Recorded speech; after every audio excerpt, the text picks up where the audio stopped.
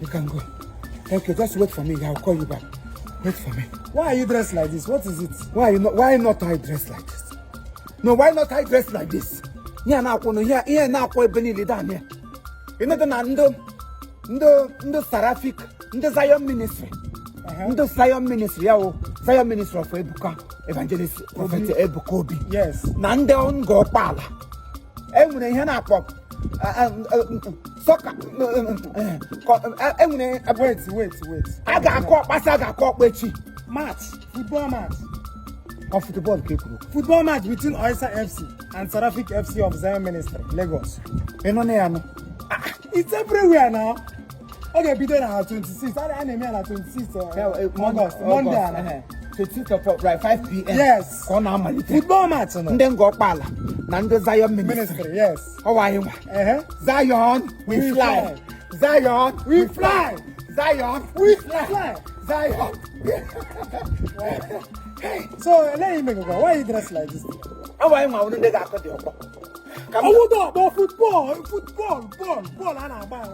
Football. Wait, let me tell you. Check and go see the. Man, you know information. More than information. Yeah, that I'm not to click it. Take and give information. You don't say it. I'm Piagia now. Exciting match announcement. Zion Ministry Football Club versus Onwubiko International Soccer Academy FC. Hey! Date Monday, August 26th. Bam. Time 5 p.m. Bam. Venue under the floodlights of the newly built ultra-modern football facility in Ngor-okpala. Hey! Hey, back guy. Yes. Honorable Innocent Onwubiko, a true champion of Igbo development, has made this incredible event possible. Yes. His dedication to the growth of Igbo land is unmatched. He's starting right here in his hometown. Okpala. Before. Yes. Yes, now. Okay. By building this world-class football facility, yes, this arena not only engages the youth in professional soccer, but also boosts the local economy. Soccer we make a football.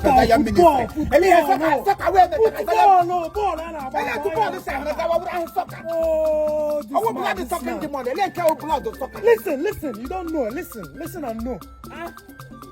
This is exactly what Evangelist Ebukobi has been advocating for. Calling on all Igbo men. Jesus. You do correction.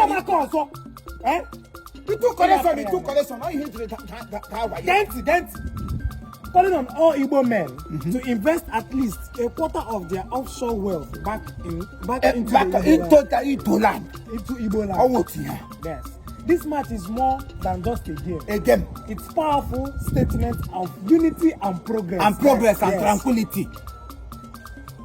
It also serves as a grand closing event for the first ever pilgrimage to the Sacred Heart of Zion Ministry. Yes. Hey, Zion, we fly.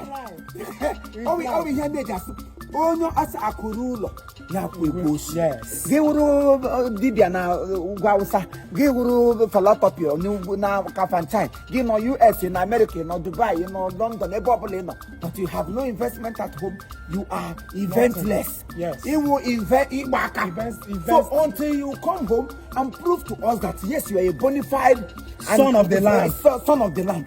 That is when we will know that you are a true Igbo child. In fact, these two great people, Onwubiko na Evangelist Ebukobi, who Zion Ministry at large, that we are coming together to soccer. We saw soccer to play football match. To play football. Two of us coming together is top notch. Top notch.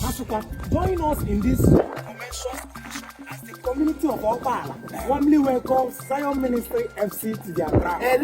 Welcome from high question. Onye mmadụ be ya nabata ya na be. When you welcome Karinka. Welcome. We welcome Zion Ministry to our Ngor-okpala. Hey, okay, everybody should get ready. It is happening on Monday from 5 p.m. till Mama calls. I have been there. Even I have to do the steps. If I hide up.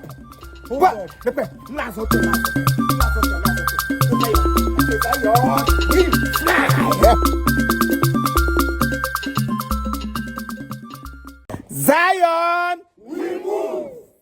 Zion, we move. Zion, we move. Jesus saying, "Okwa we are mecharo, fanta. Okwa we are wukwa okucharo, fanta. Chineke ayi bi n'eluigwe wu o mecharo fanta na okucharo, fanta. Ọ na-arụ ọrụ, go go. Ọ na-arụ ọrụ, go go. Ọ na-arụ ọrụ, go go. In fact, ka igwe ya go. Ọ na-arụ ọrụ, go go. Ọ na-arụ ọrụ, ọbara Chineke onye ọma. Ọ na-arụ ọrụ, go go. Ọ na-arụ ọrụ, go go. Ọ na-arụ ọrụ, go go. Ọbara Chineke onye ọma. Ọ na-arụ ọrụ, go go. Ebe! I have a good news for all of us. Eji mozioma we bia. Gini kamji makia we bia. I want everybody to listen. From the 23rd of this month, August, till 25th of this month, August, of aware of what I am about to say. Zion ministry. If you're a Zionite, if you're a lover of God, in fact, it's not just about Zionites now. Everybody that is, if you're a Christian, when I mean Christian without any grudges, Christian without any fanatics in him. Yes. This person is this church is that, this person belongs to this denomination, or anybody that is called a Christian, a real Christian and not Christian by name. If you are a real Christian, you're supposed to celebrate this grace, because Zion Ministry from Lagos is relocating to Ngor-okpala in Imo State. Ngor-okpala in Imo State. It is a very wonderful privilege given to all of us. You are going to benefit from it. I am going to benefit from it, because I want everybody to get ready. From the 23rd of this month till 25th, and I make 100 days fasting and prayer. And I gave me an Ngor-okpala, Imo State, Pongkwem, very close to the airport. What are you still waiting for? I've been hearing about Zion Ministry. Maybe because of one thing or the other, you cannot travel to Lagos to be with them. Now, it is at your doorstep. I want everybody to get ready. I and my crew, we are already ready already. And we are going to storm in there, because it is our Father's house. Give me a and all church Ebukobi, all church Zion, all Konya, Giboka. It is your Father's house, because all Chineka na run and on our run again. Go go. Can you call say run on our go go on our go go? If you like, stay there and continue to discriminate. When this sogala, he gave a quack. When this sogala is a bube naraha.